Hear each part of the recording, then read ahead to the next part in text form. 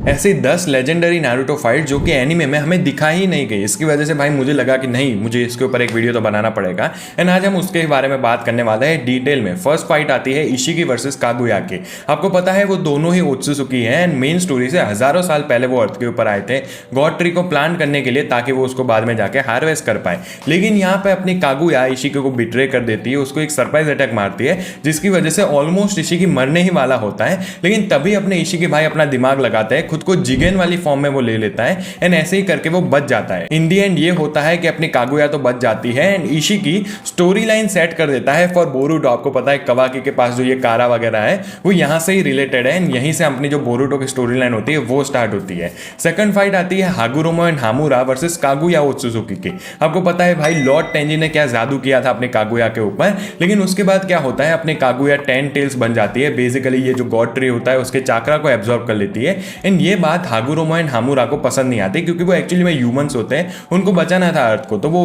अपनी माँ से ही लड़ने जाते हैं। एंड यहाँ पे इन द एंड क्या होता है, वो अपनी 6 पाथ की पावर यूज करते हैं, ओत्सुजुकी की पावर यूज करते हैं एंड कागुया को हरा देते हैं। इसके बाद ही ब्लैक ज़ेत्सु की भी व्हील फॉर्म होती है। बेसिकली कागुया की व्हील होता है वो ब्लैक ज़ेत्सु यूज करता है एंड बाद में जाके फ्यूचर में कांड करता है। दूसरी तरफ टेल बीस्ट भी यहीं पे ही फॉर्म होता है कागुया के सील होने के बाद। एंड दूसरी चीज ये है कि जो ह्यूमंस को चाकरा मिला वो भी यहीं से ही मिला है। तीसरी फाइट है Hanzo of the salamander versus legendary Sannin. इसके बारे में तो आपको पता ही होगा।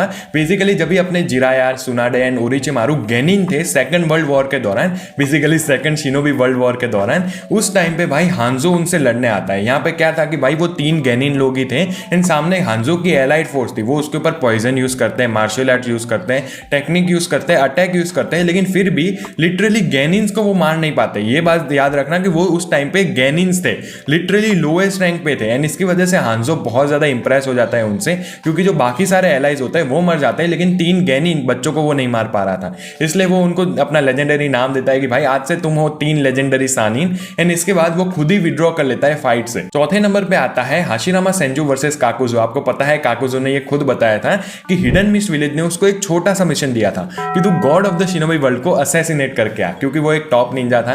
तो अपना बंदा बेचारा ना भी नहीं बोल सकता था, वो हाशिरामा सेंजू से लड़ने जाता है, लेकिन हाशिरामा भाई उसका वो हाल करता है कि वो हिडन मिस्ट विलेज में वापस नहीं जा पाता।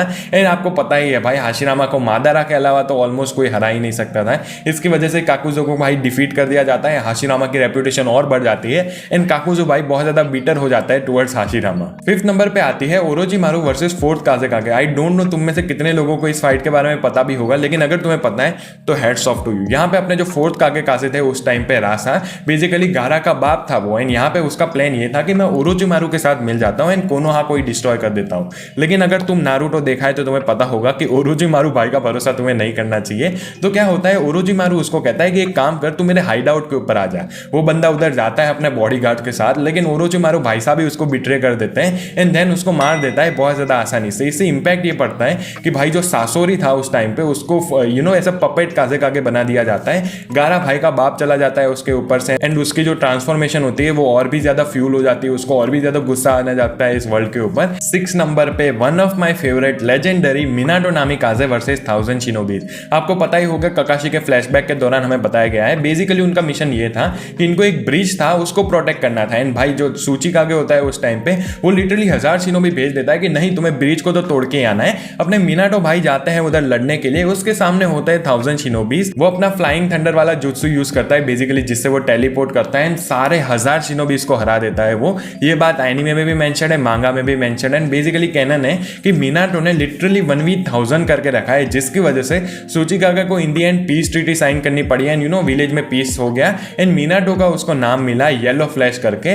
लेकिन भाई इतनी बैडेस्ट बैटल मुझे अभी तक होता है कि इन्होंने क्यों नहीं दिखाई, क्योंकि मिनाटो का स्क्रीन टाइम ऑलरेडी इतना ज्यादा कम है। भाई एक इतनी अच्छी बैटल इन्होंने मिस आउट कर दी। एक ऐसी फाइट जो कि मैं वीडियो में आउटरो करते वक्त मुझे याद आई, इसलिए मैं ये बोनस फाइट तुमको दे रहा हूँ, जो कि है उजुमाकी क्लैन वर्सेस द वर्ल्ड। भाई इसको तुम कैसे भूल सकते हो। आपको पता है उजुमाकी क्लैन बहुत ज्यादा स्ट्रॉन्ग था, उनका चाकरा बहुत ज्यादा हाई था, उनका सीलिंग जुत्सु बहुत ज्यादा स्ट्रॉन्ग था। इसकी वजह से भले ही वो कोनोहा के साथ स्टाइड थे, लेकिन जो बाकी सारे विलेजेस थे उनको लगने लगा कि भाई ये क्लैन तो बहुत ज्यादा पावरफुल है। यस, उनको ये दिमाग में नहीं आया कि भाई उचिहा क्लैन भी है, नहीं, उनको उजुमाकी क्लैन से प्रॉब्लम थी। तो वो कहते हैं कि भाई इनको तो मारना पड़ेगा।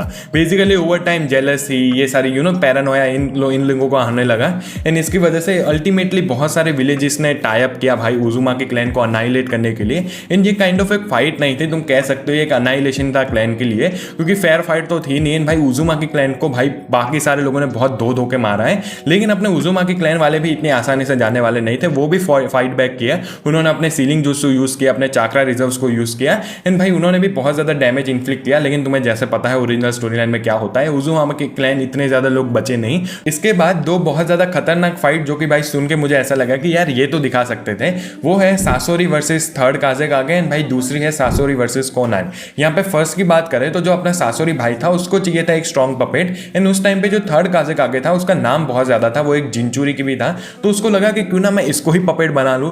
तो सीक्रेटली उधर जाता है, उसको असैसिनेट कर देता है, एंड भाई उस काज़ेकागे को ही अपना एक पपेट बना लेता है। एंड भाई किसी को पता ही नहीं चलता इसके बारे में, लिटरली सालों बाद उनको पता चला कि सासोरी ने ही ये काम किया था। एंड भाई इसकी वजह से उसका नाम भी बहुत ज्यादा बढ़ जाता है, उसको red sand Sasori of the red sand कहा जाता है। दूसरी फाइट होती है सासोरी वर्सेस कोनान की, ये हुई थी नारुतो शिपुडेन की 12 साल पहले की बात है। तो यहाँ पे बेसिकली हुआ क्या था कि कोनान को टास्क दिया गया कि तू सासोरी को रिक्रूट करके आ। यहाँ पे उनकी फाइट होती है, तो पहले तो सासोरी अपनी फुल बॉडी यूज भी नहीं कर रहा होता, पावर यूज भी नहीं कर रहा होता, लेकिन कोनान क्विकली उसको ओवर पावर कर देती है, एंड भाई उनकी बहुत ज्यादा इंटेंस बैटल होती है, जिसके बाद खुद सासोरी ने अपनी डिफीट एडमिट की है, एंड भाई वो अकात्सुकी को ज्वाइन कर लेता है। इससे हमें यह देखने को मिलता है कि कोनान भी एक्चुअली में कितनी ज्यादा स्ट्रॉन्ग है।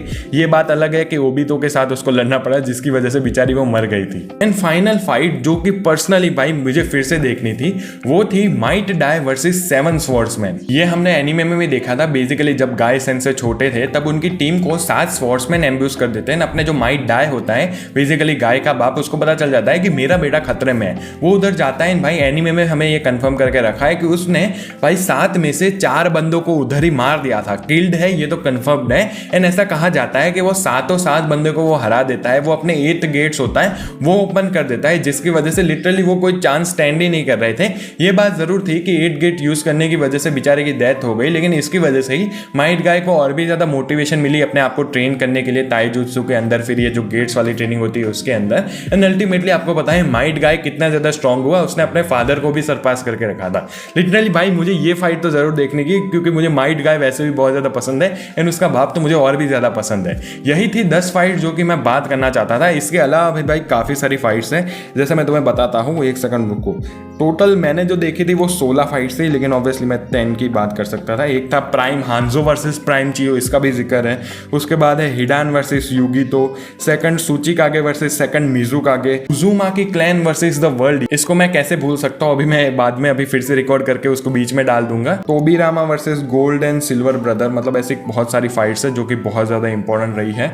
एंड भाई मुझे अभी थोड़ा पैरानोया हो रहा है सामने किसी को देखते हुए, तो मैं जल्दी उजुमाकी क्लैन वर्सेस वर्ल्ड का फाइट से रिपोर्ट करता हूँ, एंड हम बात करते हैं भाई क्या कहते हैं, आउटरो रिकॉर्ड कर लेते हैं। भाई मैं बहुत ज़्यादा पैनिक कर जाता हूँ, ऐसे होता है। तो बस गाइस वीडियो पसंद आया तो लाइक कर देना, चैनल पर नहीं हो तो do subscribe. Thank you so much for watching, bye bye.